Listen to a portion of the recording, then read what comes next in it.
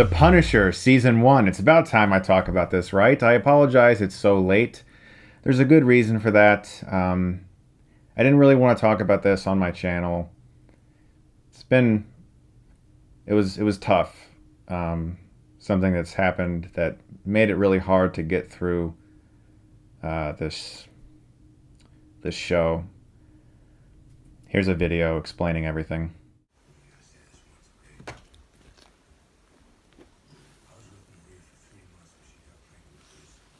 What do you want? I'm trying to watch The Punisher. These people have been wanting this review. My dogs just need a lot of attention. I don't know what else to say. No, in truth, I watched like the first half of the show, and then I really had to start working on my book. And movies came out every single weekend, new releases. It got buried. But I finally finished it, and let's talk about it. And this review is going to contain full spoilers for Season 1. Jon Bernthal reprises his role from Daredevil Season 2, the man who lost his family, Frank Castle.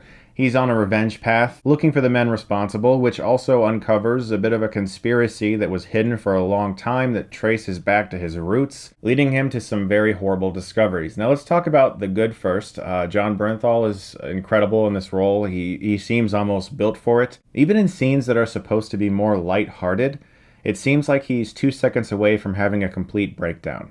And that's because this is a fantastic actor. Every chance he gets, he lets this character explode with rage and a lot of hidden depth. He's so terrific in this role, and he seems built for it. But this season did something I didn't expect. There's a lot of downtime. He meets a guy named Micro, who has been dead supposedly for a year. He's hiding himself in a basement somewhere while filming his family, who still thinks he's dead. And they work together to try to take down some of the men responsible for both of their positions. And in so doing, the series can be a little slow at times. The first half of this show suffers from stretching one tiny plot very thin. We have a hero who's on a revenge path. That's only so much. Having this character's woes on display in not only Daredevil Season 2, but his own show, you're going to have to stretch that a little farther than my family died and I'm mad, because there's only so much you can get out of that.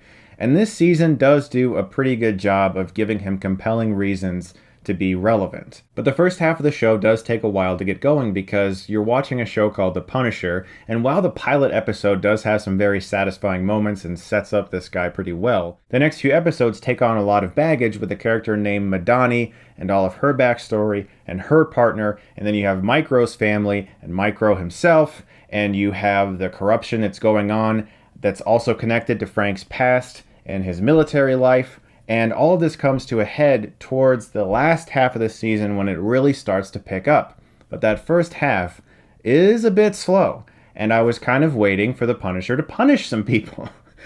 Towards the end of the season, I got a lot of great moments. I would say episode 12 is probably my favorite episode. It's extremely violent, but getting to that point did take a while. It feels like one very simple story has been stretched very thin. And while I was riveted pretty much every single second Jon Bernthal was on screen, they go away from him so much to focus on some of his old teammates, his former comrades, and then all this stuff going on with Homeland Security that kind of bogs down the show. It gives it a more realistic and gritty sense to it, but it did take a while to get going. That's my biggest issue with Season 1. By far, one of the most brutal and effective and searing elements of this season is the examination of what war can do to someone. One of my favorite characters in this season was Curtis. He's a guy who works now trying to console various army vets. He lost a leg himself, and now it's his duty, he feels, to try to support other men and women who are dealing with similar issues, who feel like they have a lot of shell shock and PTSD. And he was one of my favorite characters in the show, but there's also another character portrayed by Daniel Weber, who was in 11/22/63, the Stephen King drama. He plays a character named Lewis, who eventually turns into a legitimate full-blown terrorist. And this character creates an interesting contrast with Frank Castle, because many people view Frank Castle as a terrorist as well. In fact, some people who even enjoy this show think the Punisher is legitimately a terrorist. But I like how they have someone who is so damaged by war in Lewis's character, who goes out and makes bombs and plants them around because he's trying to send a message. A legitimate, homegrown terrorist. And then you have somebody who is out for revenge, killing anybody who gets in his way, who is connected to these horrible acts. But it's not just that he's killing them. This show does not pull any punches in the message that this guy is kind of deranged when it comes to violence and death and murder. When shit starts going down, when bullets start flying, when he gets a hold of a knife or really any object that he can use, you see a psychopath emerge. And that contrast between someone who spends his time at home making bombs, spreading them around the city in cowardly acts of violence, and then someone like Frank Castle, who has specific targets that he's trying to eliminate because he feels that he won't be right until he does that. Both men are in a terribly bad place. Both men are using violence to solve problems, but the difference is one is a coward, one is aiming at innocent people, another isn't, and his targets are guilty people. And so some people who know him respect him because he's doing things that the cops just won't do by using vigilante justice to solve problems. Now, we've seen this explored in films and in TV shows before, most recently in Death Wish, Eli Roth's remake.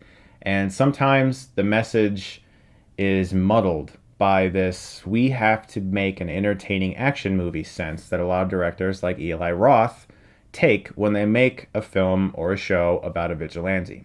What's great about this season is that it never shies away from the fact that Frank Castle is incredibly damaged and he will never recover fully from this. He's a broken man, and he's never going to get out of that. And it presents a lot of very painful scenarios in which Frank Castle has to continue to relive the knowledge that he's done, really, as a person. He can never have a normal life again, and he knows that. It's one of the things that sets this apart from most vigilante justice films or TV shows. This lead character knows that he's in the wrong. He knows he's not a good person. He's just got a little bit of empathy for him, and he understands the difference between guilt and innocence. He's not just going out looking to kill folks. He just has specific targets that he knows should not be walking amongst the rest of humanity, which is something that makes this show better than most vigilante justice shows or movies. Now, I don't want to diminish the character of Madani, played by Amber Rose Revah, because after her partner gets killed, her character becomes infinitely more interesting and we can finally just focus on her. It was really just the dynamic between her and her partner that I didn't really appreciate. As soon as he was out of the picture, it gave her something to be truly angry about. And they manipulated things with her and the character Billy Russo, who ends up being a complete asshole, really well. And that made her character so much more interesting when we could just focus on her and she kind of went rogue and did her own thing. And I really love Amber Rose Revah in this series. She's so good. Really amazing casting there, and I hope to see her in other things. The show has a really good way of making you hate the villains, and they knew they had to do that because we have a hero who grabs guns and kills everybody, so there has to be a reason where we can be like, yep, those people should not be here right now. They should either be behind bars or 6 feet under. And in creating those terrible characters, you can understand why Frank hates these people so much and why they should probably not be in the picture anymore. And so you feel like you can have some sympathy for him. All in all, The Punisher Season 1 did have a slow start. And I feel like if a lot of critics just watched the first half of this season, they'd be like, not so much. But if you stick with it long enough, it gets a lot better. Still, I wish it was exciting from the beginning. It could have been a lot more from the very beginning. It takes a while for the Punisher to start punishing things. But once he does, and the show revs up its gears with its characters, it gets more interesting. I'm going to give The Punisher Season 1 a B-. Guys, thank you so much as always for watching. I'm going to be reviewing Jessica Jones Season 2 very soon. I haven't even started it yet. I wanted to finish The Punisher. You guys are the best. And as always, if you like this, you can click right here and get Stuckmanized.